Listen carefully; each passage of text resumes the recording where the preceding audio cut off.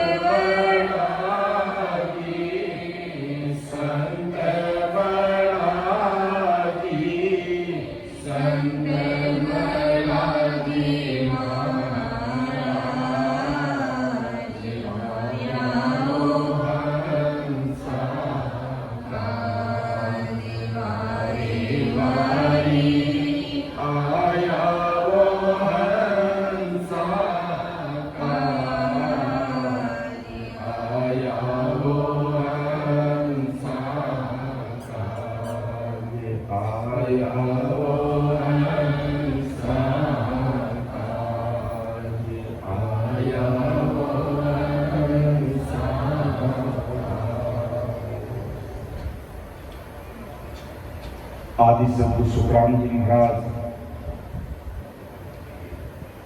इस धरा धरती पर विक्रम संवत 1783 में प्रकट हुए और अनंत जीवों को मोक्ष में भेजने का पता लेते तब हम कहते हैं संत बड़ा जी महाराज वारी वारी ऐसे महापुरुषों को धन्य धन्य, क्योंकि ऐसी सता, ऐसा पराक्रम लेकर के धरा धरती पर प्रकट हुए कि जो कोई भी प्राणी, कोई जाति का कारण नहीं, छोटे बड़े का कोई कारण नहीं, स्त्री पुरुष का कोई कारण नहीं, बाल युवा का कोई कारण नहीं, जो भी भाई बहन मेरी शरणागति में आता है, अर्थात मेरे ज्ञान को सुनता है, समझता है, हृदय में उतारता है और फिर भेद विधि से अपना अंतःकरण देकर, अपना निजमन देकर सिमरण में लग जाता है, मेरी ऐसी सदा उस शिष्य के गट में प्रकट हो जाती है और वो शिष्य, वो सिख सतगुरु साहिब पावरफुल परमात्मा के देश में पहुंच जाता है। तो महाराज की सदा क्या है, महाराज का पराक्रम कैसा है, जो आज अपन देखने समझने का प्रयास करेंगे। कि सतगुरु सता में बरणी जागी, सौ मन रासवान की माही, सतगुरु सतासी गणे आवे, अगम देश हंसा चल जावे। ये सतगुरु जी महाराज की सता का पराक्रम है। इस प्रकार तात्या ने पूछा कि कहो समाधि देश में क्या सुख लील विलास, कहता जो गुरुदेव जी कौन वेश गुण भास।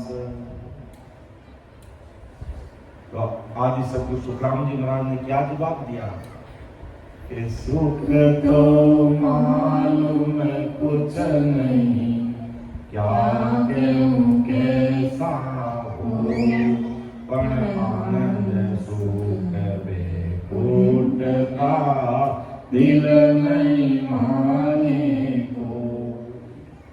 अरे तात्या,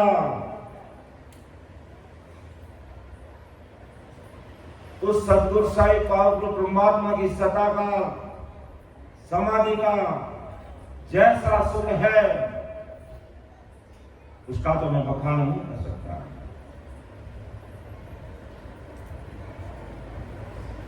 लेकिन उसका सैंपल नमूने के रूप में तुझे बता सकता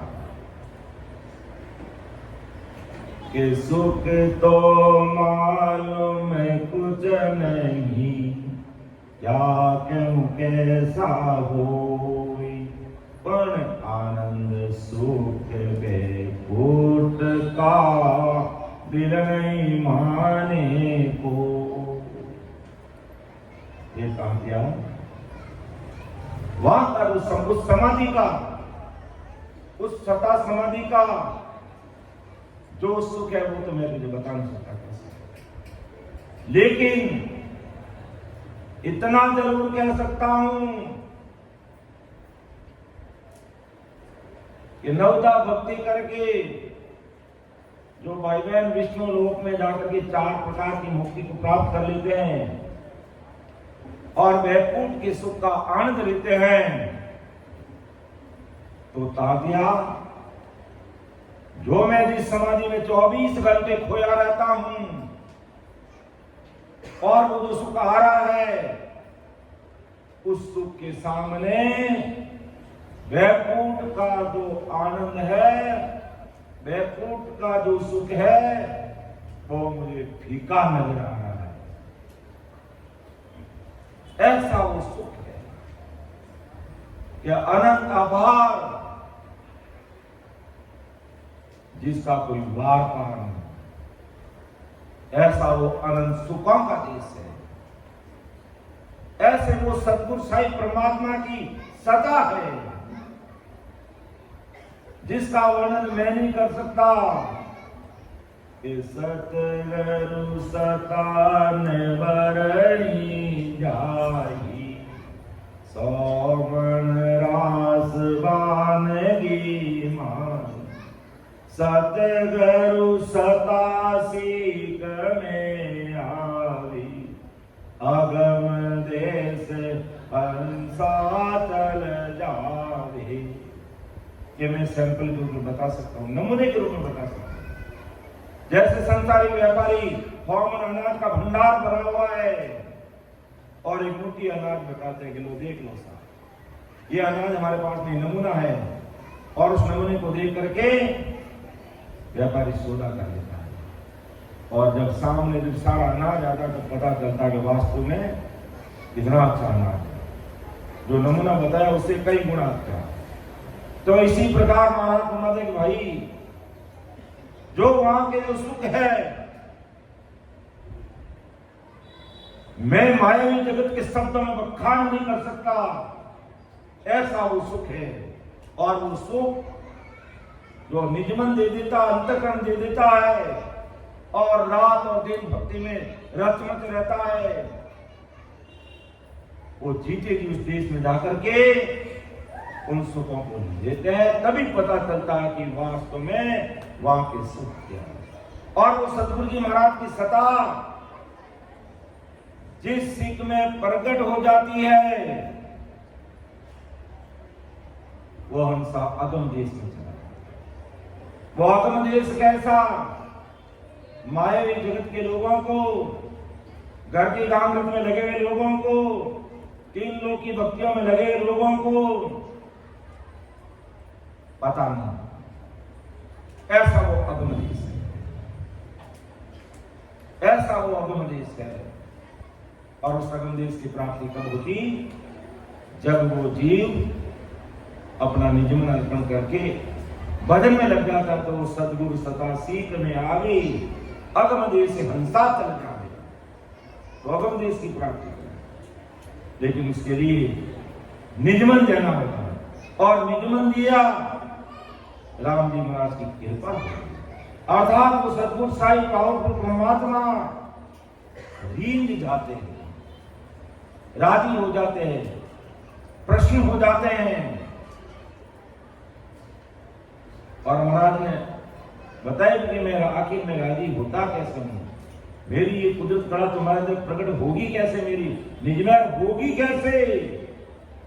कि मेरी जो बात सुन ली जो नर नार, मेरा हुई मौको मिले तो पावे दीदार, तो पावे दीदार निजन सुन बोलाई, तब प्रगटे तन माय अखंड जग विच आई, सुख राम गए इन रीत बिन, हंस में उतरे पा, मेरी जो दिन बात सुन ली जो नर नार। मेरा कोई मौका मिले कि मेरे ज्ञान को सुनो, समझो, विचार करो और फिर भजन करो। मेरा कोई मौका मिले तो पावे वो दीदार, तो पावे दीदार निजमन सुपोलाई। अंतःकरण से स्वीकार करना पड़ेगा। जब तक अंतःकरण से स्वीकार नहीं करते तब तक बात बनती नहीं। निजमन सुपोलाई तब प्रगटे तनवा अखंड नक चक बिछाई, अखंड नक चक बिछाई, यानी पूरे शरीर के अंदर 3.5 करोड़ हुमावड़ी नक चक के अंदर ये सदा प्रकट हो जाती है। नक चक बिछाई प्रकट हो, सुखराम के इन रीत रीन हंसन उतरे पार। अगर इस भवसागर से पार होना है तो यही रीत पार ऐसे निजमन देकर के गुरु ज्ञान को सुनकर समझकर भजन में करना पड़ेगा। तो राम जी महाराज की जो ये सत्ता है वो अपने अंदर प्रकट हो जाए और वो सत्ता आते ही अद्भुत शक्ति का एहसास इस घट में हो जाएगा। अद्भुत शक्ति का एहसास इस घट में हो जाएगा। ऐसी भारी ये सदगुरु जी महाराज की सत्ता है और जिस सिख में आई वो सिर्फ अगम देश अमर देश की प्राप्ति कर लेता है। मायावी जगत में आना जाने से मुक्ति, गर्भवास में आने से मुक्ति, योनि में आने से मुक्ति, यानी आदि व्याधि उपाधि सारे ताप संताप कर्म भरम का खात्मा हो जाता है। ऐसे इस सदगुरु जी महाराज की सत्ता का पराक्रम है। इसलिए रात और दिन हमें भी समय निकालकर इन 24 घंटा में से हमें समय निकालना पड़ेगा। अलग से हमारे लिए कोई समय नहीं आएगा। 24 घंटों में से हमें समय निकाल के अच्छे से मैनेज करना पड़ेगा तो ये बात बन जाएगी। और ये बात बन गई कि राम जी जब राजी हो जाते हैं तो पूरी दुनिया राजी है और राम जी दूर जाते हैं तो पूरी दुनिया ही हो जाती है। और राम जी को राजी कर लिया तो सबको राजी कर लिया। और राम जी राजी नहीं हुए तो दुनिया तो 8-9 अरब किन किन को राजी करेंगे और संभव ही नहीं है। इसलिए ऐसा काम करो एक ही साथ सब जाए। और महाराज बताते कैसे सदगुरु जी महाराज की सत्ता का पराक्रम है और सदगुरु जी महाराज का कैसा पराक्रम है। चुगे चिकोर चंद मुख जोवे, शीतल अग्नि किसी विद होवे, शशि को इमरत बसे शरीरा, साचा गुरु चंद रामन हीरा। महाराज संसार का दृष्टांत और सदगुरु जी महाराज का पराक्रम बताया कि जुगे चिकोर चंद्रमुख जोड़े, शीतल अग्नि की से विद होवे। चिकोर पक्षी है वो अग्नि का चूर्ण करता, अग्नि को खाता है, लेकिन उसकी विशेषता क्या, उसका ध्यान 24 घंटे चंद्रमा में रहता है। चंद्रमा लाखों करोड़ों दूर है धरती से, लेकिन एक तक लगा करके 24 घंटे उसका ध्यान उसी में रहता है। तो उसका परिणाम क्या निकलता, उसका रिजल्ट क्या मिलता कि चंद्रमा के अंदर अमृत का वास है। तो जब वो एक तक लगा करके उस चंद्रमा की तरफ देखता है तो कुदरत ही चंद्रमा के अंदर वो जो इमरत है, चंद्रमा के अंदर जो शीतलता है, वो कुदरती उस चिकोर पक्षी में आने लग जाती है, जिसका परिणाम ये कि वो अग्नि का भोजन करने पर भी उसको अग्नि का एहसास नहीं होता। ऐसी वो कुदरती उसको वो इमृत पान होने लग जाता है। इसी प्रकार महाराज सुनाते कि शशि को इमृत बसे से, तो उस चंद्रमा में वो इमृत पान बसता है। तो सांचा गुरु चंद्रामणि हीरा, तो सांचा सतगुरु जी महाराज एक चंद्रामणि हीरे के समान है। जो अमूल्य हीरा होता है। और उस हीरे की विशेषता क्या है? कहते हैं गुरु पूर्णिमा की रात्रि में उस चंद्रामणि हीरे को छत पे रख देते हैं और खोटे हीरे या भले कांच का टुकड़ा क्यों नहीं हो उसके आसपास में रख देते हैं। जब वो चंद्रमा की रोशनी जब उस हीरे पर पड़ती है और हीरे से निकलने वाली किरणें चारों तरफ रखे हुए खोटे हीरों पर पड़ती है, वो सारे के सारे हीरे चंद्रामणि हीरे की तरह अमूल्य हो जाते। तो ऐसे सदगुरु साहिब का पराक्रम है, ऐसे सदगुरु जी महाराज का पराक्रम है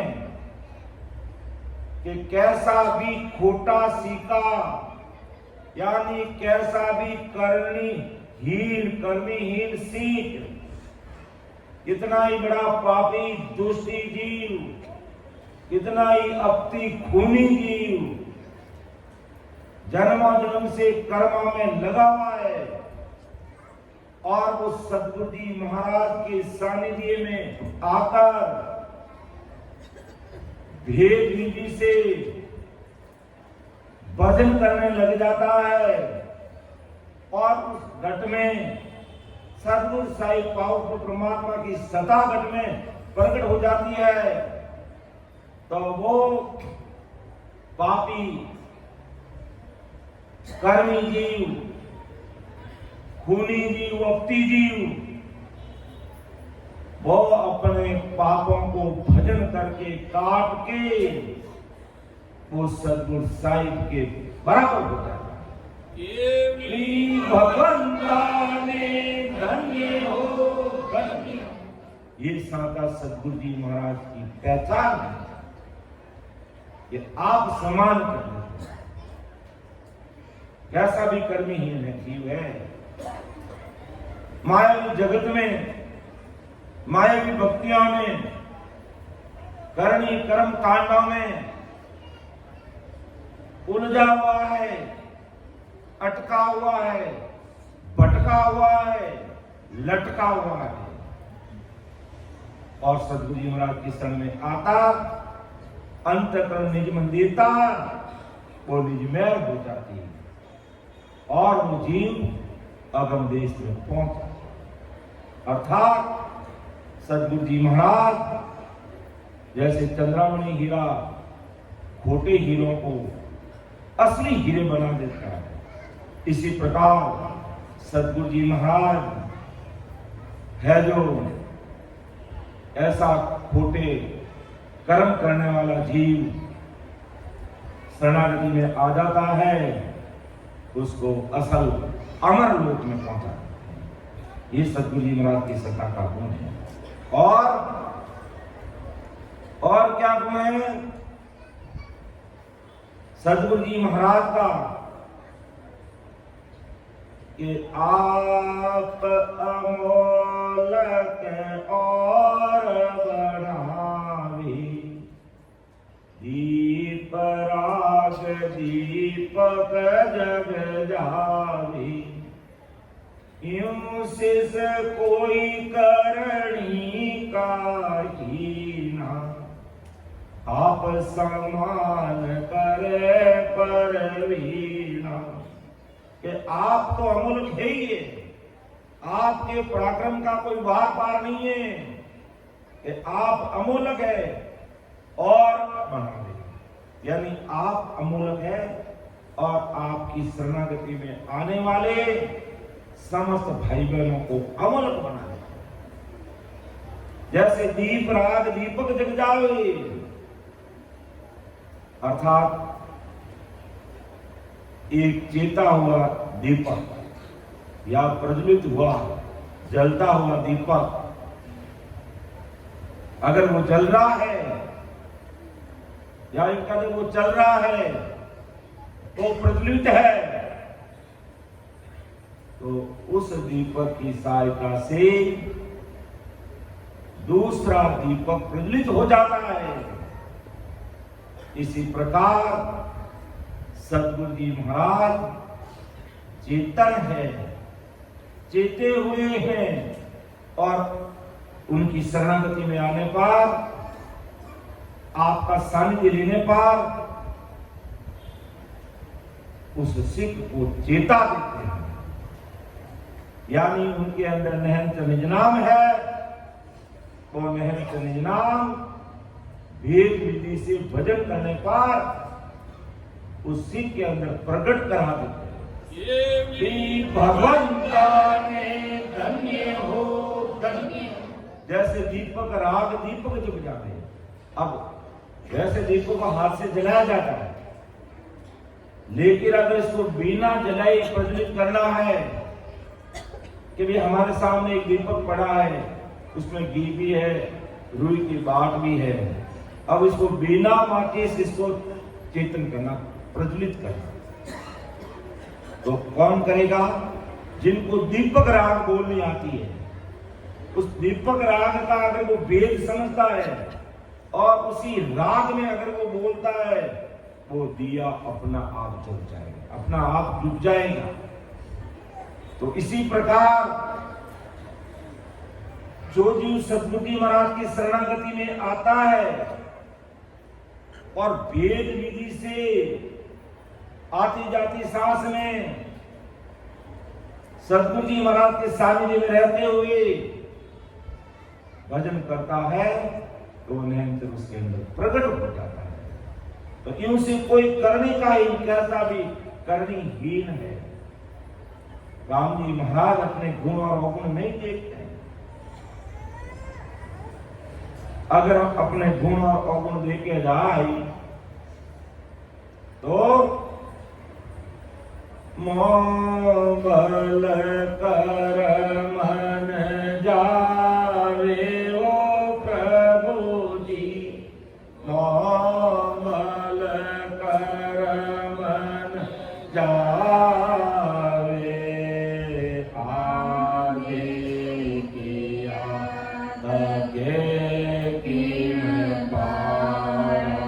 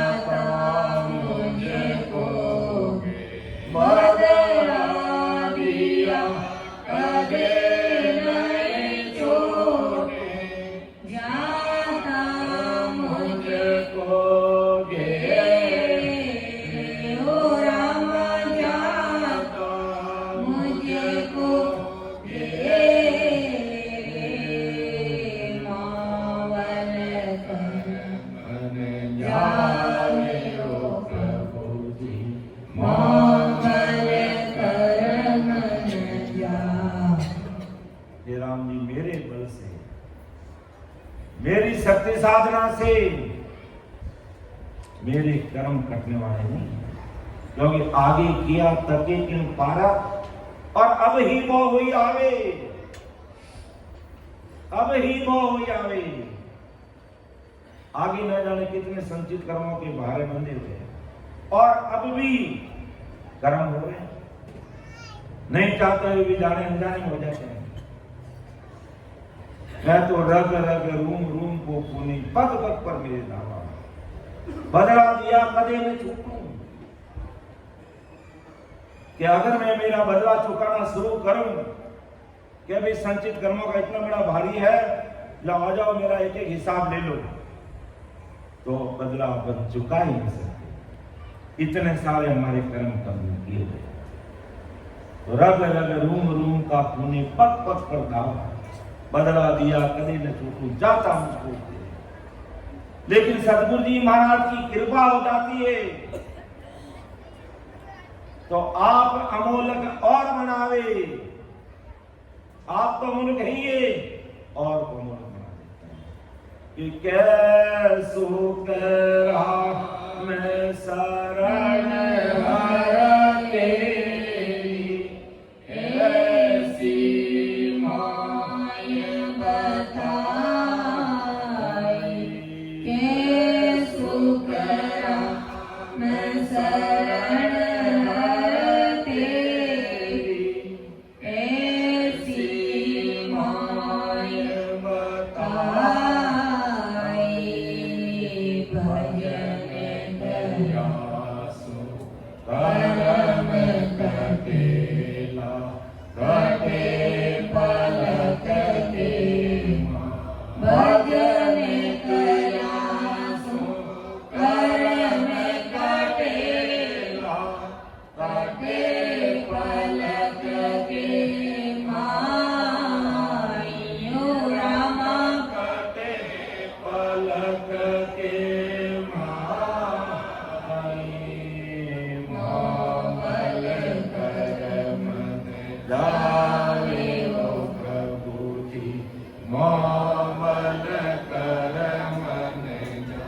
राम जी मेरे दिल से तो कर्म कटने वाला नहीं, लेकिन ये मुझे पता चल गया क्या शुक्र राम शरण हर तेरी ऐसी मोई बताई कि आपकी शरणागति का कितना भारी पराक्रम है, सदगुरु जी महाराज का कितना भारी पराक्रम है, इस सत्सबद निजनाम का कितना भारी पराक्रम है।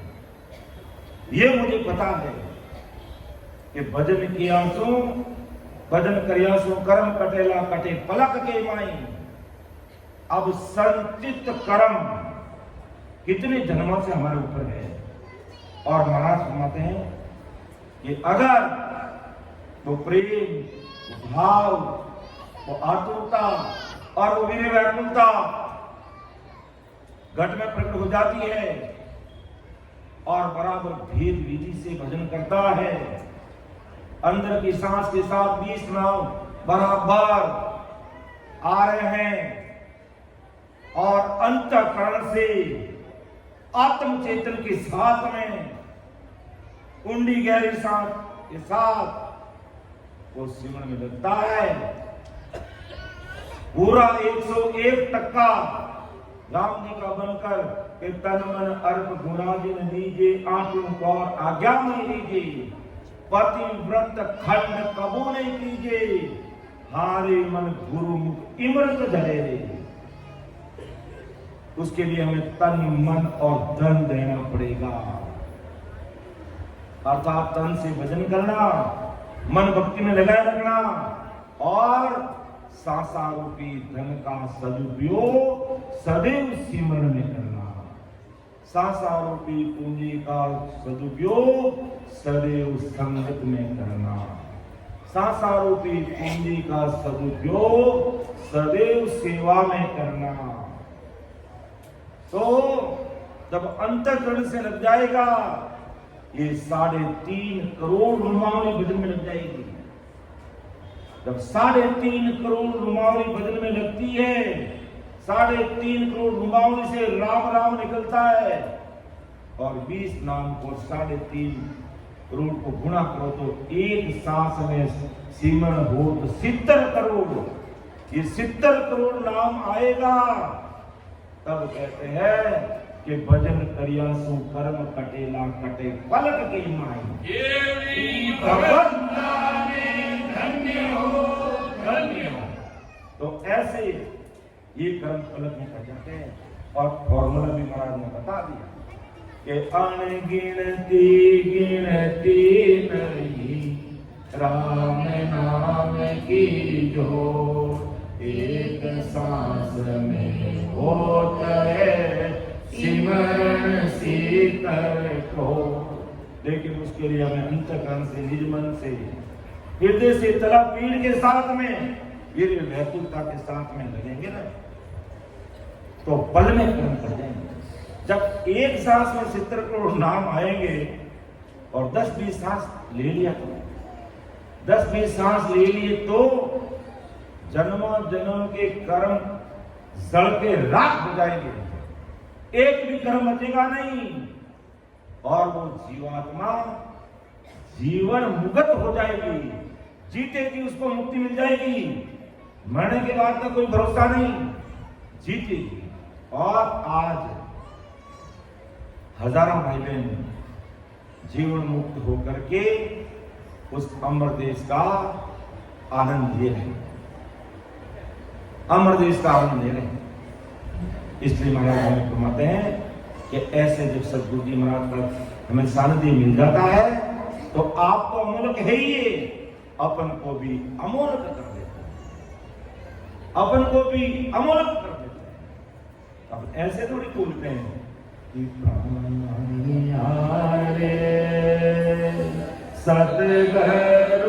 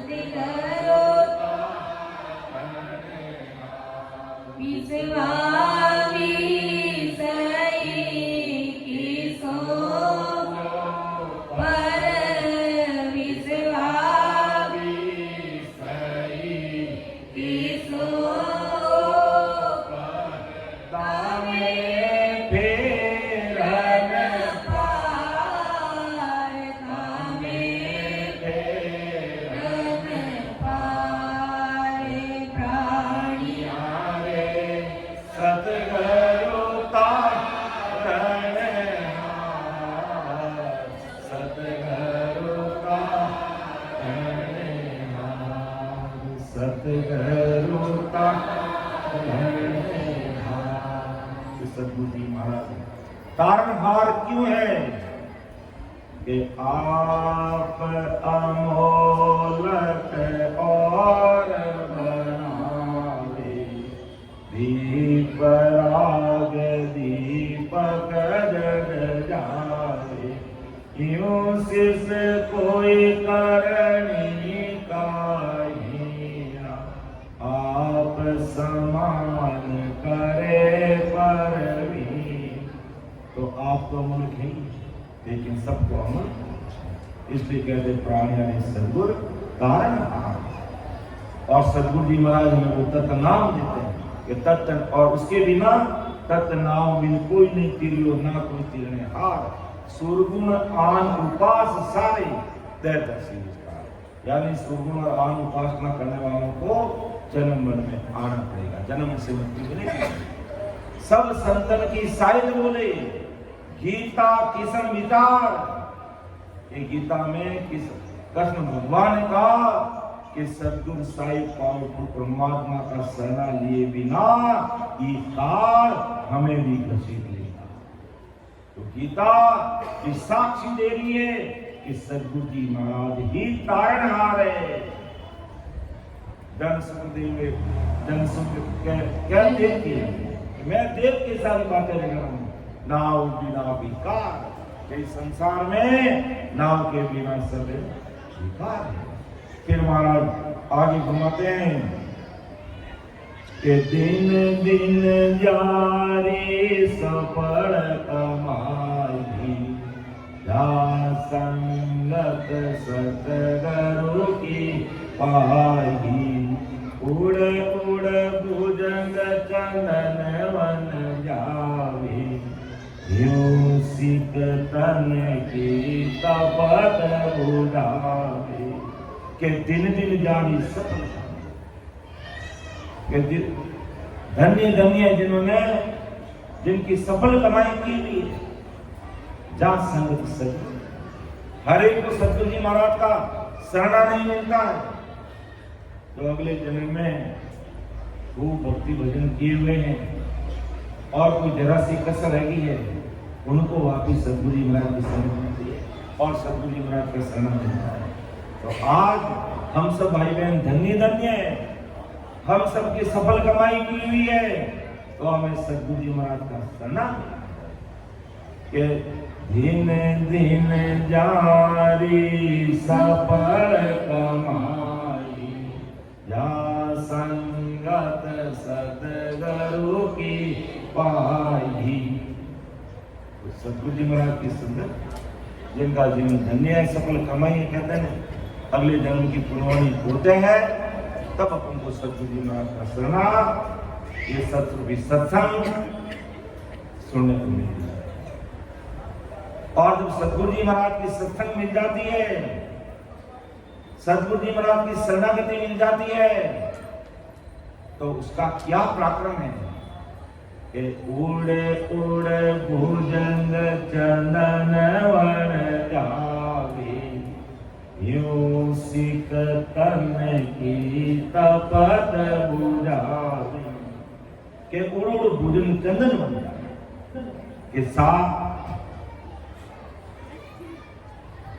की उम्र संसार में सबसे बड़ी है 1000 वर्ष उम्र होती है सांप की 1000 वर्ष उम्र सांप की होती है सर्प की तो धरती पर इतना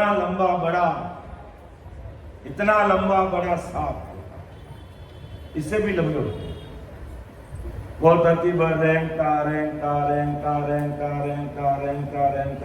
हाव इतना छोटा सा होता है और उसके पंख आ जाते हैं शरीर पीछे से कम हो गया लेकिन जहर की पोटली कम हुई नहीं उसके अंदर ज्वाला लगने लगती है अति ताप लगने लग जाता है वो जलने लग जाता है तब वो पंखों से उड़ता है जंगल की तरफ और जहां चंदन का पेड़ मिलता वो सांप जाकर के उसके लिपट जाता चिपक जाता और चंदन की शीतलता पाकर के उसको शांति मिलती आत्म संतोष मिलता।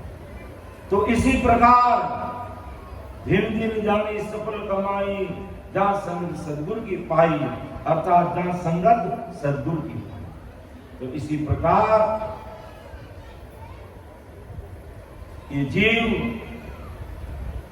संसार के पांचों विषय भोगों में लिपाई मान,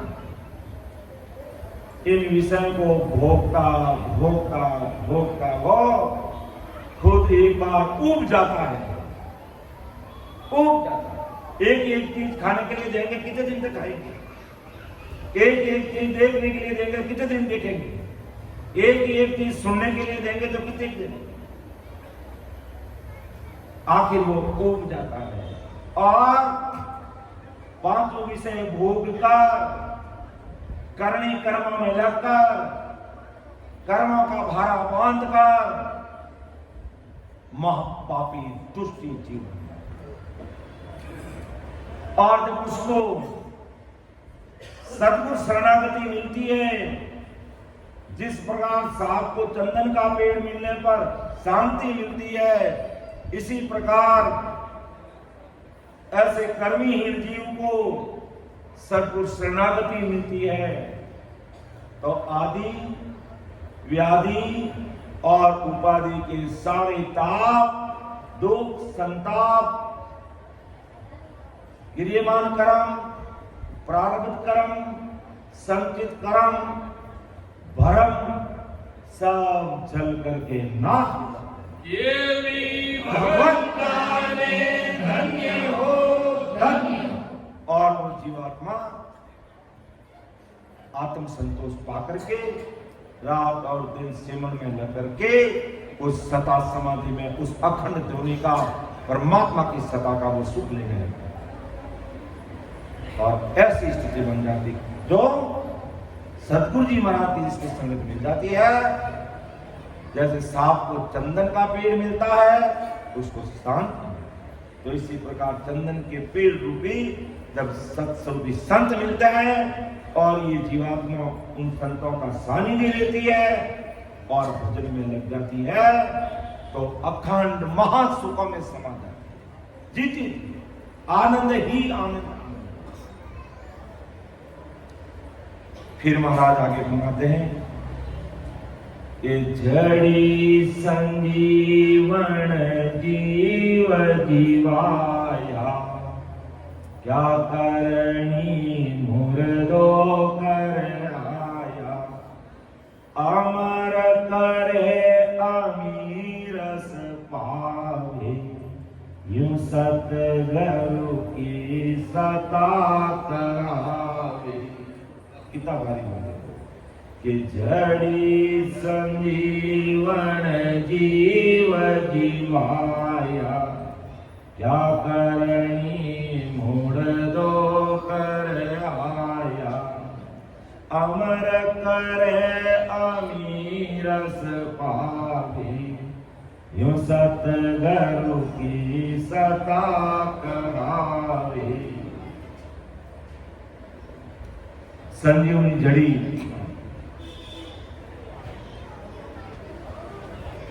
संजीवनी जड़ी का क्या गुण है? मान लो कोई मुर्दा पानी में बह रहा है या बोले बाहर ही पड़ा, पानी का कोई कायदा नहीं है, जहां भी मुर्दा है और उसके मुंह में वो संजीवनी जड़ी लग जाती है, वो मुर्दा जीवित हो जाता है।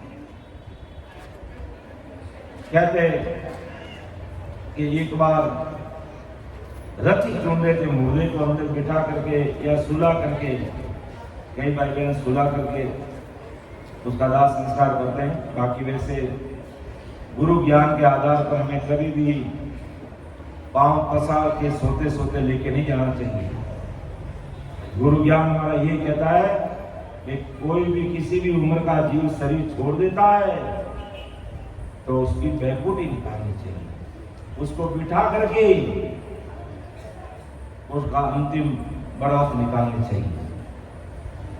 तो रथी चुन रहे थे और उस रत्ती में जो लकड़ियां चुनी जाती उसमें कहीं कोई संजीवनी जड़ी का टुकड़ा था और वो टुकड़ा उस मुर्दे के मुंह के लगे और लगते ही वो लकड़ियों को ही दूर करके बाहर आ गया। एकदम लोग भागे रहे, भूत आ गया, भूत आ गया। यार भूत का ही कहा कि भाई मैं ही हूं, जो भी उनका नाम होगा, ओगड़ राम टोगड़ राम। ये कौन है? तो मैं ओगड़ राम हूं। तेरे बाप का नाम क्या है? टोगड़ राम। तेरे भाई का नाम क्या? पर्वत सिंह। बड़े भाई का नाम क्या? भाकर सिंह। क्या भाई है तो आदमी तो वही है, भूत नहीं तो मालूम नहीं रहे। ये आदमी तो यही है। जनकर बद तो गियो कटे कटे को नहीं मैं था मुंडा के बीच में थेट लगड़ा मन की कि तुम्हें जीवता नहीं, लेकिन उनको पता नहीं। तब महाराज सुनाते हैं कि ज्यों जुगे मोयन जाने रे माना, ज्यों जुगे मोयन जाने माना, ज्यों जुगे मोयन जाने, अगम देश का में उपदेसी, ए माया रस माणे बाबा, ए माया रस माणे बाबा, जुगे मायन जाने। कि मैं तो अगम देश का उपदेशी, लेकिन संसार माया में जुड़ी हुई। संजीवनी जड़ी की पहचान नहीं है और ऐसे पैरों तले रौंद के आ जाते हैं, और जिनको मालूम है वो उसकी कीमत जानते हैं। तो यान आदि सदगुरु सुखराम जी की संसार मुझे नहीं जानता।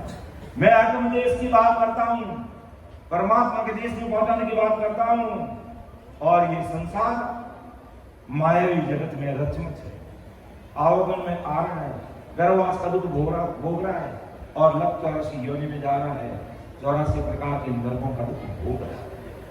तो यूं संजीवन जीव जीवाया, जाकरणी मुर्दो करे।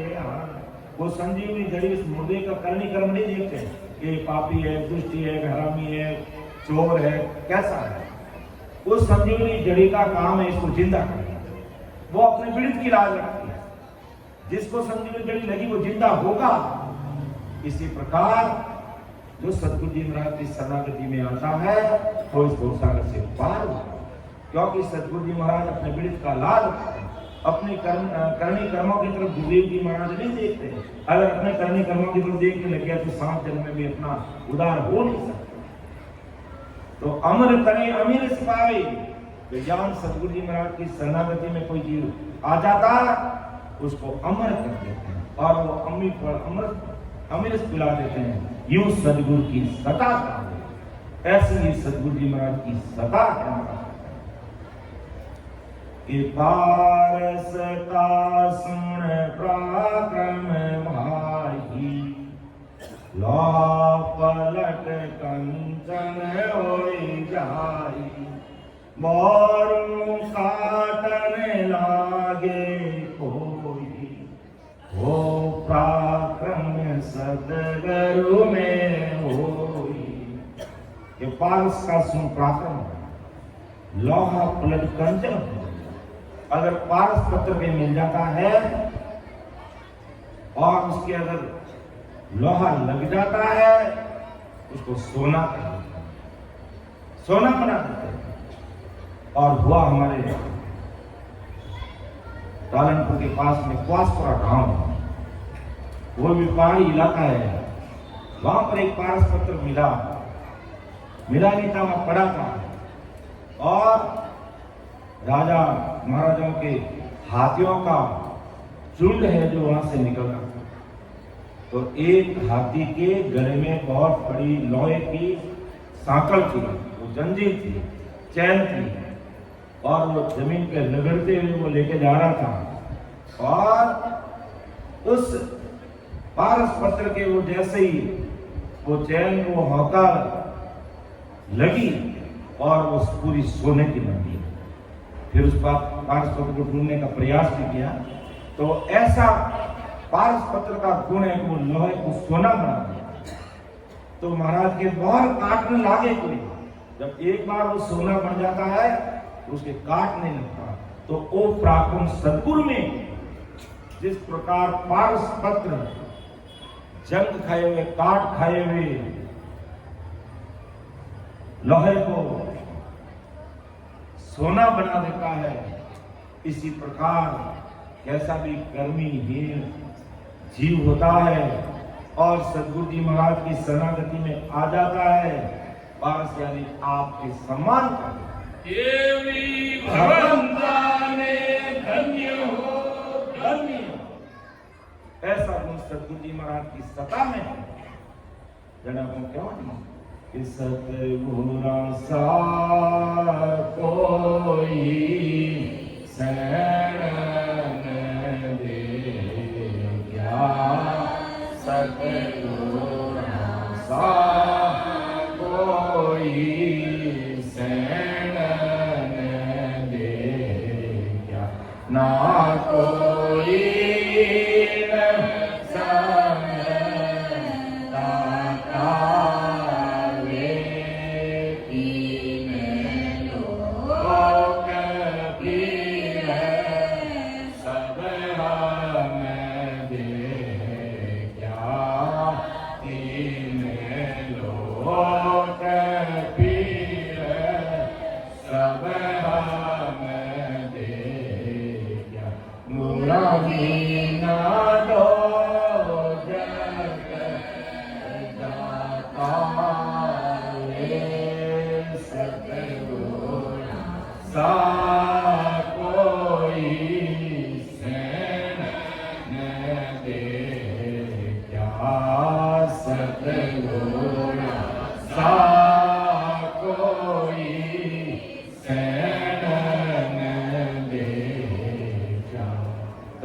सदगुरु जी महाराज के बराबरी अपना हितैषी कोई हो नहीं सकता,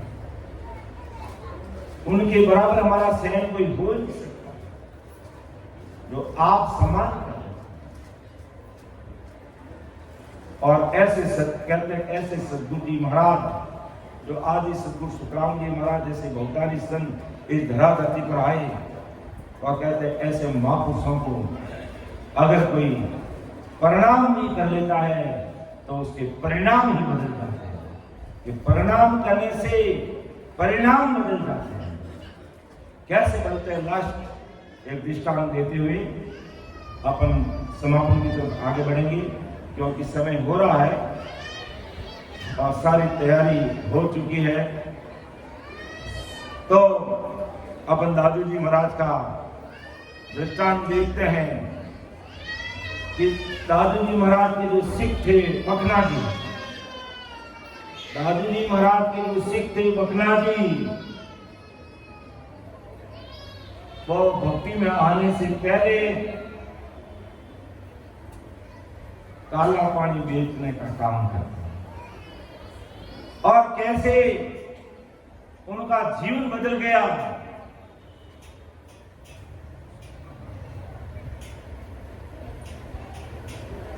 सुबह सुबह रावड़ा में के काला पानी की बोतल लेने जाओ, बकना जी ने धोती पहनी और हाथ में धोती पहनी ही और हाथ में ये दो बोतल ली। तो दो बोतल हाथ में पकड़ के रावड़ा में ठाकुर साहब ने ठिकाना में देने जाता, और जोग संजोग ऐसा बना कि सामने से दादू जी महाराज आ रहे हैं और उधर से बकना जी वो बोतलें लेकर के जा रहे हैं। जैसे ही बकना जी को पता चला, जैसे ही बकना जी को पता चला कि दादू जी महाराज पधार रहे हैं, तो संतों का शंका तो रहता ही है। तो उन्होंने क्या किया, अपनी जो धोती खोसा बनाई पड़ी और मैं दोनों बोतलों खोसा में डाल दी, एक कटी में एक कटी में। और जो इतना बड़ा संत आ गया है मैं अभागी कर्महीन जीव हूं, हो सके संतान प्रणाम करूं तो मारो भी उदार होता।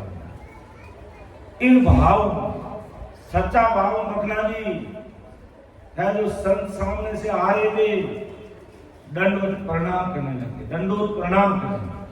जैसे दंडोत प्रणाम करने के लिए नीचे जमीन पर झुके तो इनको बोतल निकल पड़ी અને ગડગડ ગડગડ ગડગડ ગડગડ ગડગડ ગડગડ ગડગડ करती हेड में देवी को उठकी पड़ी और अटनो निकली गड़गड़ गड़गड़ गड़गड़ गड़गड़ गड़गड़ गड़गड़ करती देवी पुस्तक लगी।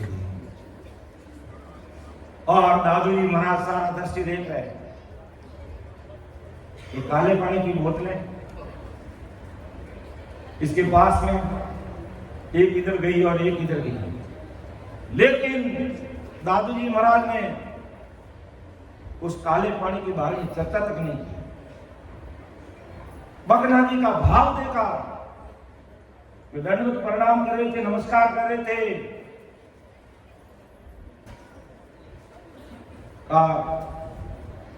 बेटना खड़ा हुआ और दादू जी महाराज ने गले लगाया, अपने सीने से लगाया और कहा, रे बकना तेरा कंठ बड़ा सुरीला है, तो जब होली पर फागुन के गीत गाता है पूरे गांव के लोग नाचने लग जाते हैं, तेरा कंठ बड़ा सुरीला है। अरे बकना, यही कंठ तो अगर सतगुरु जी महाराज के हृदय पर बोलने में लगा देगा तो तेरा जीवन बदल जाएगा। कहा, गुरुदेव आपकी जो आज्ञा है। क्यों बेटा, अब इस कंठ का उपयोग तू सतगुरु जी महाराज के हृदय पर बोलने में लगा। और उसके बाद ये नहीं कहा कि तू शराब का धंधा बंद कर दे, ये आज के बाद में ऐसा करना मत, कुछ भी नहीं कहा। लेकिन उस परिणाम का कैसा परिणाम निकला कि दादू जी महाराज का जीवन ही बदल गया और बकना जी का जीवन ही बदल गया और दादू जी महाराज के पाठ भी सिख बने। सब काम धंधा छोड़ दिया दूसरा और भक्ति में लग गए और इतने भक्ति में रचमच हो गए कि दादू जी महाराज की भारी कृपा हो गई। करते करते अब दादू जी महाराज का शरीर छोड़ने का समय आया। तब दादू जी महाराज ने सोचा कि और तो कोई आंखों में आंसू निकालने वाला है नहीं, मेरे पीछे कोई रोने वाला है नहीं, लेकिन ये जरूर रोएगा। लेकिन संत नहीं चाहते कि मैं जाऊं और मेरे पीछे कोई रोए। संत ये चाहते सत्संग करो, सिमरन करो, हरदिस बोलो, पद बोलो, मंगल बोलो, लेकिन रोना नहीं, बिल्कुल नहीं। और ये रोएगा क्यों? ऐसा आपकी लगाव और प्रेम था गुरुदेव जी महाराज के प्रति। तो दादू जी महाराज काया त्यागने का समय आया तो एक बहाना बना के बकना जी को जयपुर भेज दिया कि जाओ मेरे लिए सामान लेकर आना। और पीछे दादू जी महाराज ने शरीर त्याग दिया। शरीर त्याग करके जब अमर विमान में बैठ करके रवाना हो गए और गुरुदेव परमोक्ष में जा रहे हैं, कहते हैं गुरु और शिष्य का आत्मिक कनेक्शन होता। आज तो तुम मोबाइल से बात करते हैं, लेकिन पहले मोबाइल नहीं था, आत्मिक कनेक्शन था। जयपुर और बिराड़ा के कांकड़ के अंदर बकना जी को पता चल गया कि मेरे गुरुदेव परमात्मा के देश में जा रहे हैं, अमर लोक जा रहे हैं, राम जी के देश में जा रहे हैं। तब उन्होंने वहां पर वीर व्याकुलता के साथ में अरदास की कि मैं अर्ज करूं गुणधारे मारी प्रीत निवारो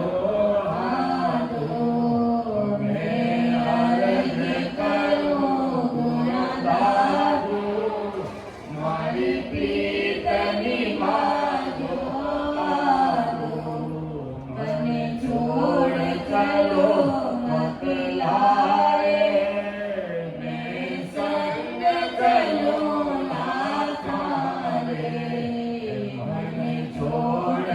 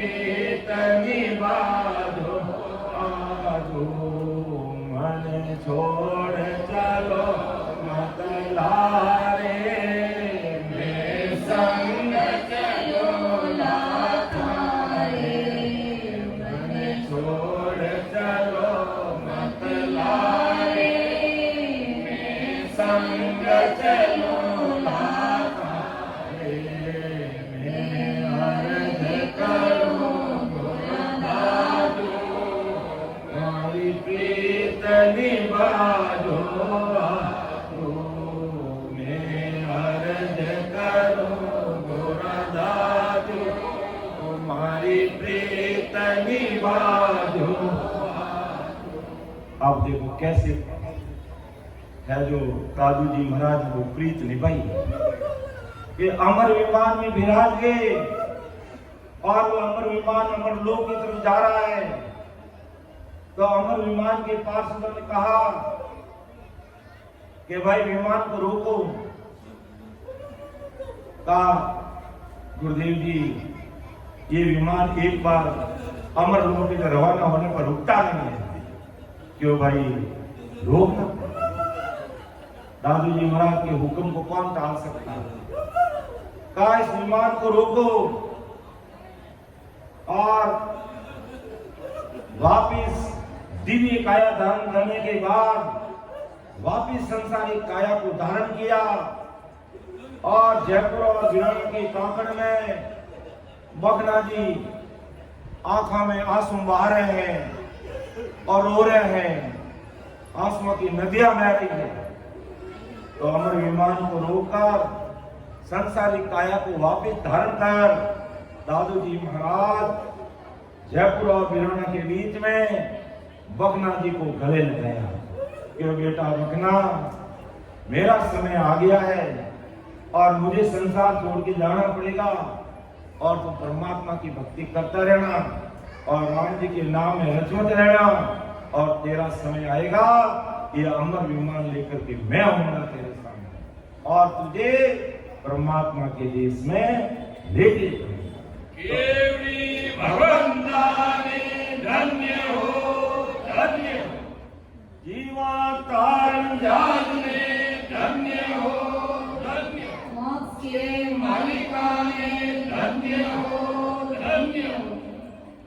तो ऐसा सतगुरु जी महाराज का पराक्रम है, ऐसी सतगुरु जी महाराज की सता का पराक्रम। तो हमें ऐसी प्रीत सतगुरु जी महाराज के अंदर तो वो सता है निजना उससे लगाए। तो हम भी एक दिन जिस प्रकार बकना जी भी अमर लोग है इसी प्रकार अपन भी अमर लोग और इस कड़ी द्वारा में आज अनंत जीव पर मोक्ष की प्राप्ति कर। तो समय का भी टका जाए तो सदगुरु सता का बखान आदि सदगुरु सुखराम जी महाराज का कि सदगुरु सतान करनी जाए सौमन रास बात की मन। सदगुरु जी महाराज की सता का वर्णन महाराज मात्र मैं नहीं कर सकता। तो अपन तो कौन से खेत की मूड़ी है जो सदगुरु सता का बखान कर सकते, अपना इतना शांति नहीं है, अपन तो आधा % भी नहीं कर सकते। ऐसी ये सता, ऐसा ही सता का पराक्रम है, ऐसा सदगुरु जी महाराज की सता का पराक्रम है। तो जरूर हमें महाराज के शब्दों पर, महाराज के वचनों पर, ये अन्य वचन है, इन पर हमें चिंतन करना, मनन करना और नियमित रूप से सवेरे जल्दी उठकर 2-3 घंटे सिमरन प्रतिदिन नियमित रूप से करना। तो राम जी महाराज के अपनों को सबके भाई बहनों को तुम्हारी कृपा होगी और जे जे नर युग में राम पुकारे सो मेरा सिर का था। इतनी बड़ी मान्यता कि जो भजन करने वाले भाई बहन महाराज ने कहा मेरे सिर का था, इतना महंगा, इतना बड़ा, इतना ऊंचा पद अपने सिर का ताज बने हमारा। तो हम सब भाई बहनों को मिलकर के सिर का, महाराज के सिर का ताज बनना और न कि मायावी जगत में हमारे भक्तियों में लग करके काल का त्रास बनना। हमें काल का त्रास नहीं बनना है, सदगुरु साहिब के सिर का ताज बनना है, उनकी आंखों का तारा बनना है। तो वो सब भजन के द्वारा संभव होगा और वो भी भेद विधि से भजन करने से। तो मेरे बोलने में, समझाने में अगर कोई त्रुटि है तो आप मुझे छोटा भाई समझ करके माफ करना, क्षमा करना और किसी भी प्रकार अन्यथा मत लेना, क्योंकि सतगुरु जी महाराज की सत्ता का कोई बार पार नहीं है, अपरंपार है। अर्थात सुन जो मेरे दोष हूँ घाट कांज रस हूँ तुम्हें हर हारे हो क्या जानेगा कोई। अनंत सुख सम्राट आदि सद्गुरु सर्व आत्माओं के सद्गुरु सर्व सृष्टि के सद्गुरु सद्गुरु सुखराम जी महाराज में धन्य हो धन्य नाम सभा में हमारा। सभी उपस्थित हमारे वरिष्ठ संतों को, समस्त राम सैनिक भाई बहनों को बारंबार कोटि कोटि राम राम सा प्रणाम। अब अपन